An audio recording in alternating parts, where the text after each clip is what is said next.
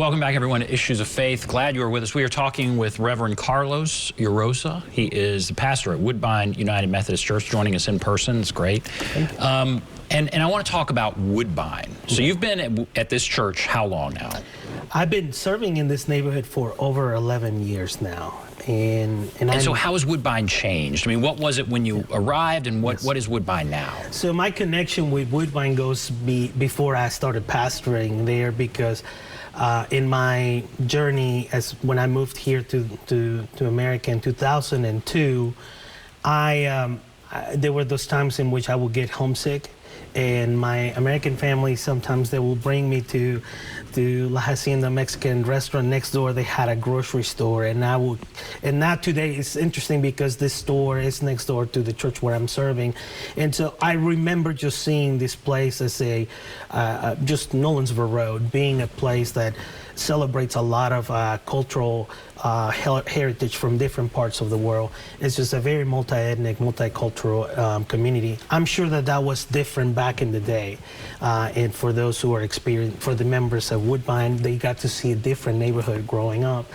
And so that was my first experience with this neighborhood. I always saw it as this very melting pot of cultures, and I was very attracted to it. And you came here as an immigrant. When you say you got homesick, you came here. Yeah. I mean, you came here what age? And I came at age 22, and I came on September the 11th of 2002. So the year after September the 11th, and it was, I share this because I ventured coming to America in the times where the world had changed. So for me, I got to experience a country after September the 11th, and maybe that was it would have been different if I had come before, like maybe my experience.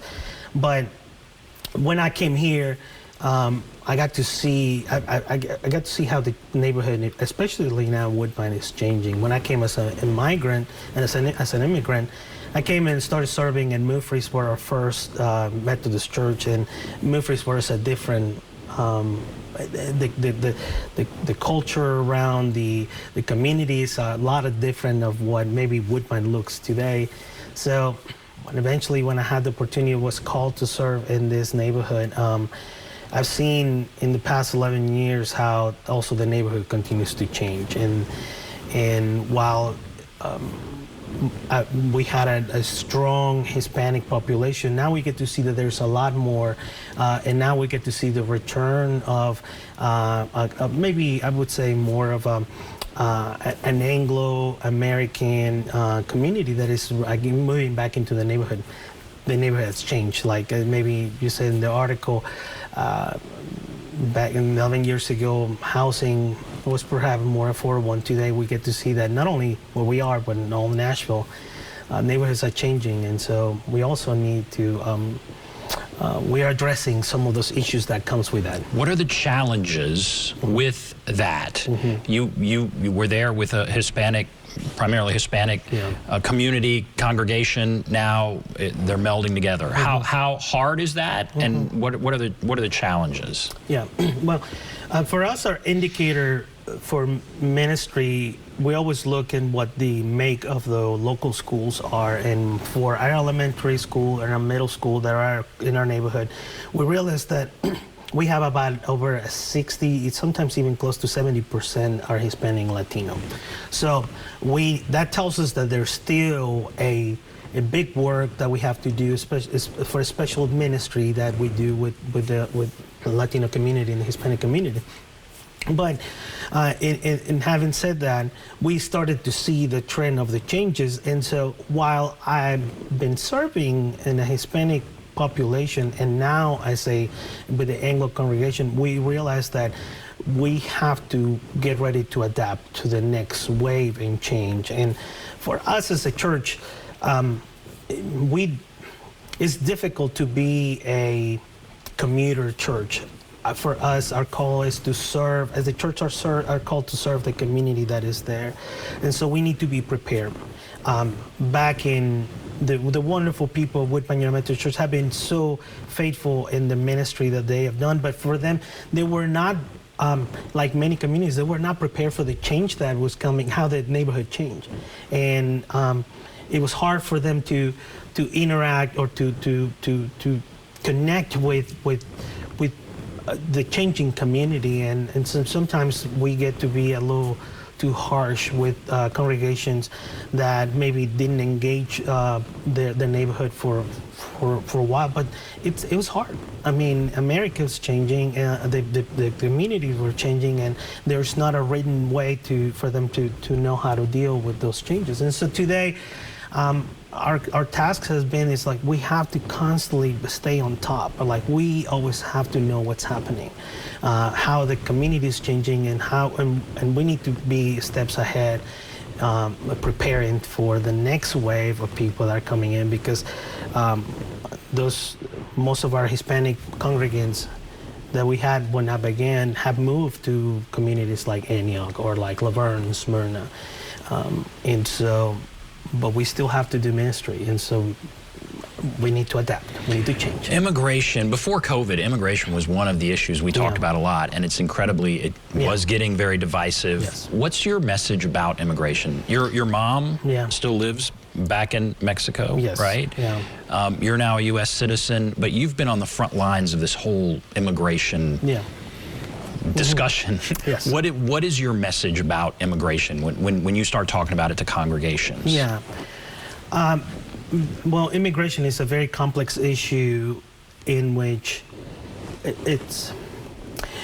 we need to invest some serious time and conversation to understand the complexities of it. Because even if I feel like one of the main mistakes that we have done is that we generalize communities. We say Hispanic or Latinos, or like we misidentify or label people without understanding that each community in Central America and South America, they go to a different journey in the relationship with the United States. The immigration laws and procedures are so different, even within a country, of how people go about and how do they either apply to come to this place, or even what the reasons why some people decide to make the risk to come here undocumented, that which is of course the reality of. But it's very easy to immediately go and point out fingers about this is something as a sort of was treated as a pandemic, as something that was very sort of out of the control. But I believe that as people, whether we are U.S. citizens or or we've been born here or we have not, we need to really look about what is creating these situations. I always tell them a wonderful an experience that I had. On one of our mission trips, once I was here. I was in Murfreesboro first, and we went on a mission trip to the border of Mexico, and that was also one of my first experiences being at the border because I was born in the city. But I remember that we would go to the top of the church, this 3-story building, and just being in the top of that area and just being able to see the 360, where we get to see the part of Mexico which we were on that side, and then we get to see the part here in Texas. And I'm talking about this is back in 2005, 2006, so a lot of things have changed since then. But I remember clearly looking to the right and seeing the sign of the popular fast food restaurant with the letter M on the right side, and then seeing on the same restaurant on this other side in the United States, and for me reflecting about what people on this side will spend 1 hour working and receiving $7 an hour, and then looking back on the other side, and it's the same restaurant, it is the same food, it is the same everything, but people need to work a journey of 7 or 8 hours to make $7. And we're talking about a lapse of, yeah, you can see it. It's within miles. eyesight. You can see it within the eyesight. And is so- that, I hate this, we don't have much time, but is that something people need to get? You want people to understand that? I feel like we need to see the complexities of why, instead of us looking why there are people here, it's like maybe if we learn the stories and why society has been, sometimes made judging. It's very easy to get on a pusher on left or right. But for me, it's not whether I agree with what people have to come to do. We have to go. But I'm so sorry. No. That's perfect. Yes. All right, Reverend Carlos Uroza, thank you so much. Thanks for watching Issues of Faith.